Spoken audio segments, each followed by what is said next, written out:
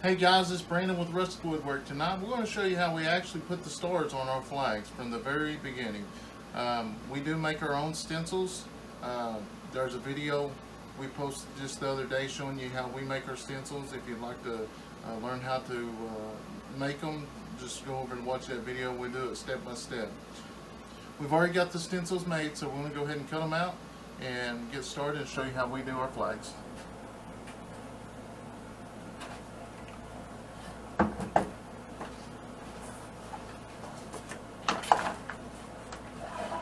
Like I say, when we start painting our stars, we paint multiple flags at one time.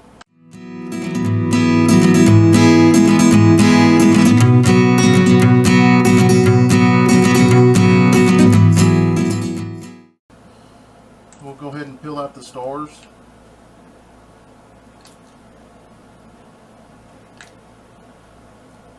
Besides making you watch all of this, I'm going to go ahead and fast forward it and on to the next step.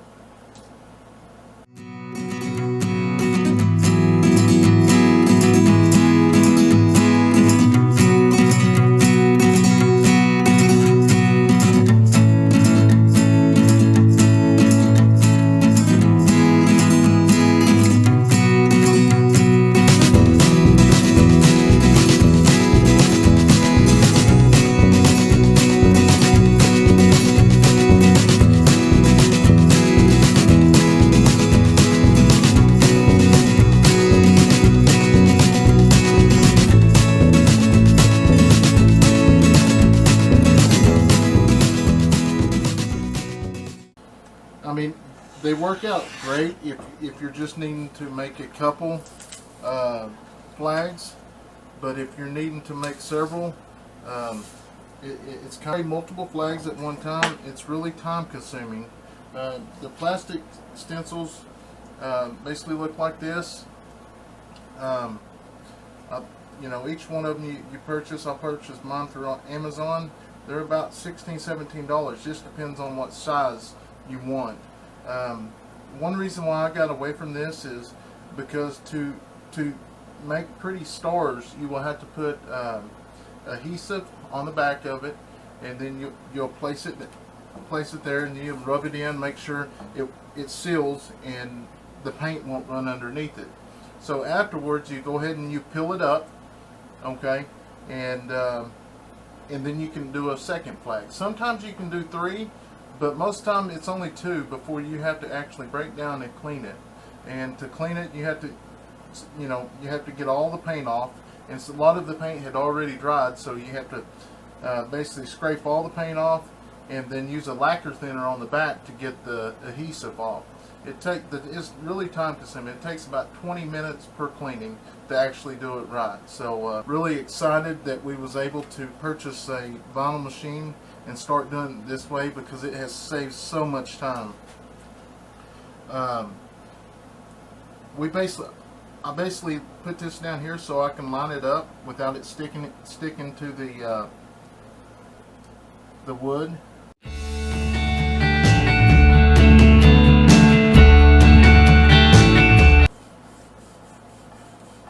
After you get it set where you need it, just rub the bottom in so it'll stick to the wood. You'll peel this back slowly.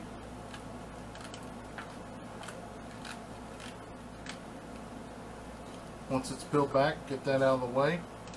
You're going to stretch your stencil tight, and don't drop it like I just did.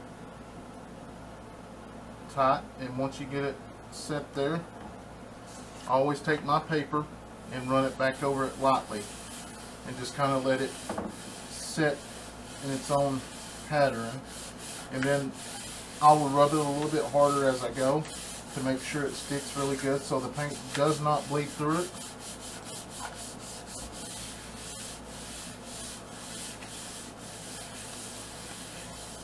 Once I have it to where I want it, I will then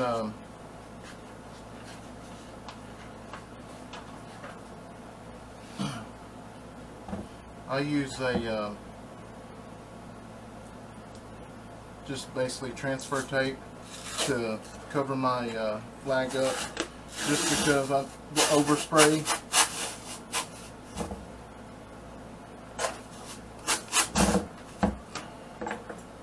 if you don't have transfer tape, you can use just about anything you want.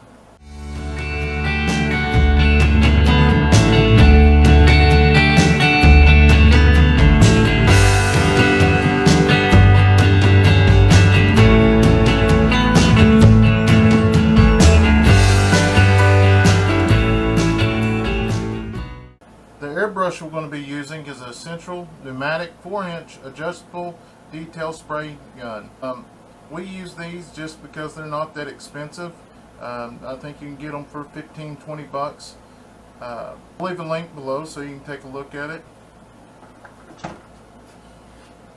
Just about any gun will work. The paint we use is a water-based white paint. It's real easy to clean up, which the kids help me out a lot out here in the shop, so that's the reason why we went with water-based, because it doesn't make such a big mess, and if it does, I can clean it up. Now that we got the paint and everything in here, we're going to go ahead and start slowly, one cross, and then we'll come back and let it dry just a little bit, and we'll put 2 or 3 coats. I always want to put a couple coats just to make it really thick, that way the stars don't bleed through the paint.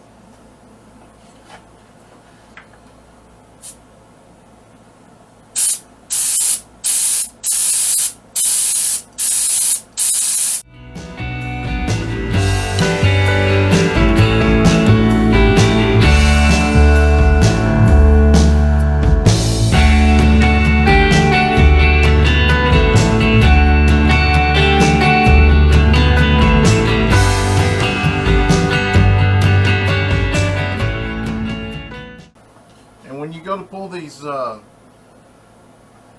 when you go to pull your stencil off, you're going to pull it really slow. Don't pull fast, because if you pull fast, it'll rip the corners. And once you rip the corners, it's hard to get it all off in one piece, and then you have to pick them off piece by piece.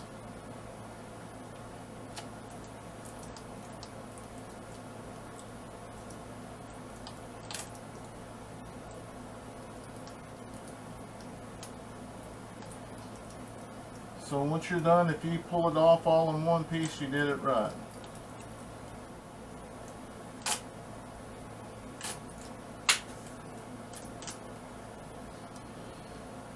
Alright, when you pull it off, it should look just like that. Because if you pull too fast, it'll rip off piece by piece, and then you have to go through here and dig them out, and then it's just not a good deal. After you get it pulled off and everything, I always let mine dry for about 12 hours before I actually come through and put a coat of polyurethane over it. If you would like to purchase some of these stencils and try them out, reach out to us or go to our website at rusticwoodwork.org. We sell them on there. The price is basically, the larger quantity you order, the cheaper they are.